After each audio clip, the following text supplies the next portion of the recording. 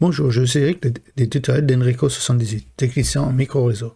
Aujourd'hui, bien sûr, nous allons parler sur ce tutoriel dédié à l'IMAP, un protocole clé pour la gestion des mails. Si vous avez déjà rencontré des problèmes de synchronisation entre vos appareils et ou des pertes de messages, cette vidéo est faite pour vous.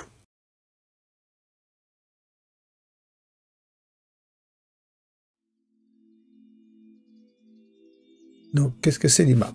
L'IMAP est un protocole qui permet de lire vos mails directement depuis le serveur, contrairement à certains systèmes où les messages sont placés sur votre appareil.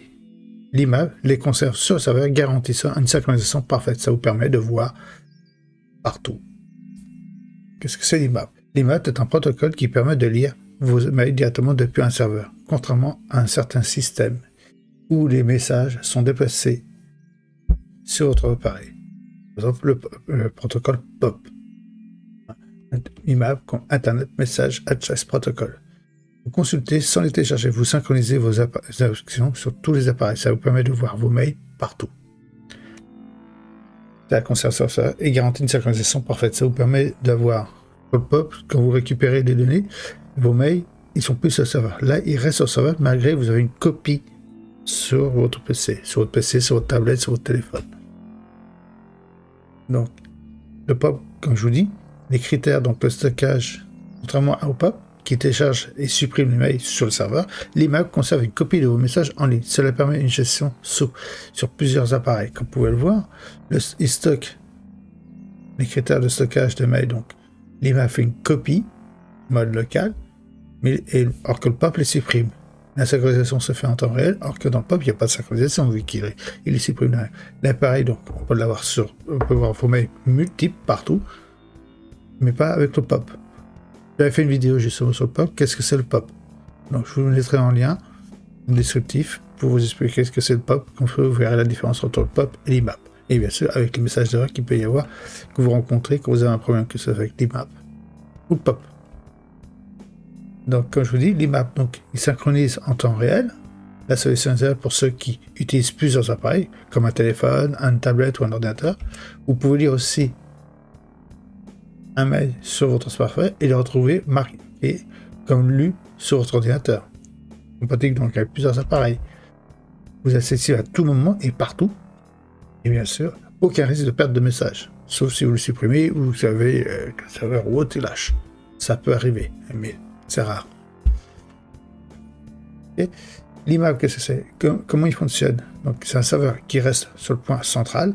Lorsqu'un appareil se connecte à l'IMAP, il interagit avec le serveur pour afficher les mails sans les déplacer. Cela signifie que votre action, comme supprimer un message, soit immédiatement récupérée sur votre appareil. Par exemple, si vous affichez, l'appareil affiche le message. Si vous le supprimez, donc, que vous lisez, vous le supprimez par exemple du serveur, et ben il n'apparaîtra pas dans votre téléphone. Si vous le supprimez de votre PC, et ben il supprimera et il ne le verra pas non plus.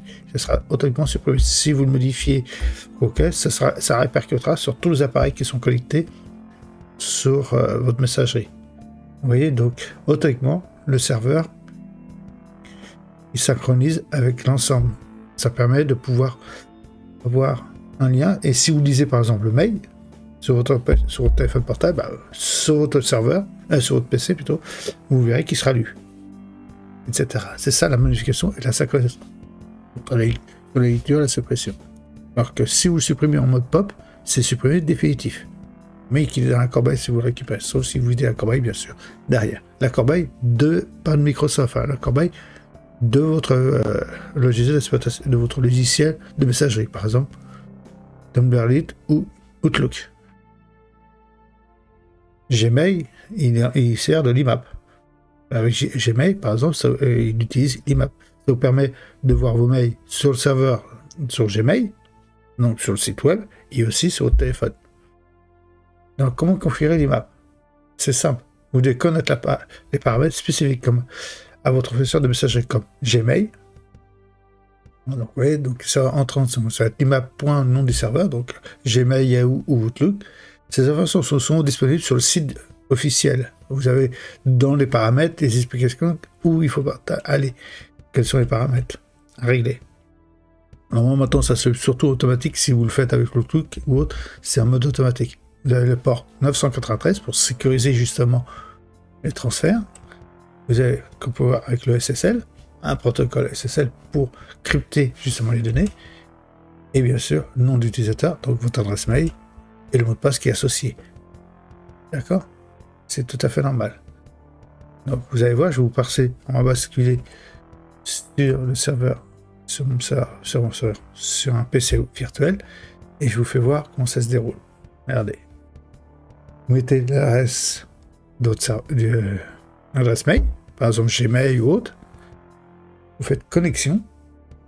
Il va rechercher, il va se préparer à configurer, il va voir si c'est en mode POP ou en mode IMAP. Mais la 3/4 du temps maintenant c'est en IMAP.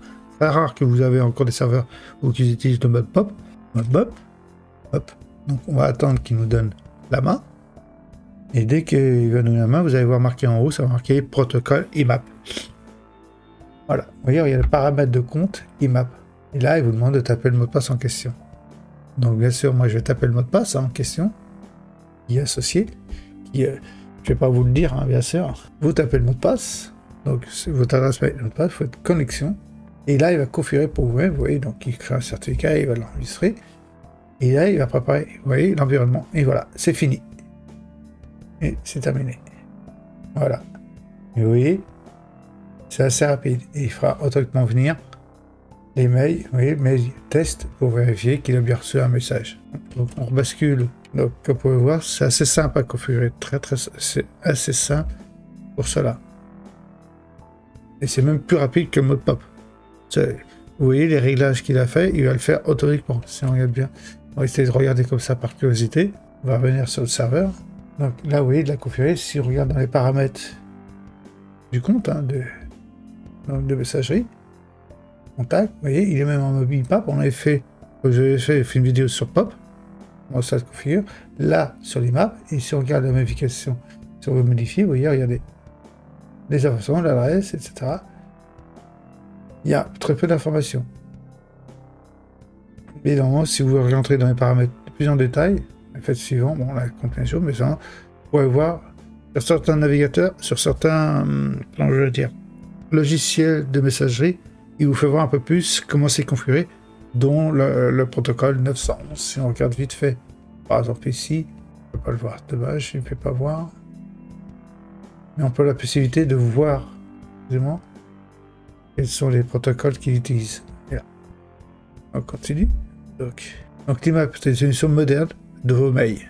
En résumé, l'IMAP est la meilleure solution pour une gestion efficace et flexible de vos mails. Si vous avez des questions, n'hésitez pas aussi à me les poser dans les commentaires. Vous pouvez vous abonner, donc abonnez-vous à ma chaîne. Et bien sûr, comme je dis, si vous avez des questions, laissez-moi dans les commentaires. Essayez-la dès aujourd'hui, ça vous permettra de configurer facilement. Donc en résumé, l'IMAP est idéal pour une question flexible et efficace de vos mails. Essayez-le et dès aujourd'hui. D'accord? Et si vous avez des questions, n'hésitez pas, comme je vous ai dit, à me les mettre dans les commentaires, je ferai un plaisir de vous répondre. Et je vous remercie d'avoir quand même regardé cette vidéo jusqu'au bout. Et si cela vous intéresse, je serais curieux quand même de voir qui c'est qui va jusqu'au bout de cette vidéo, hein, que je parle sur le même sujet ou sur d'autres sujets, dites-le moi aussi dans les commentaires de la vidéo. Merci, à une prochaine. Au revoir.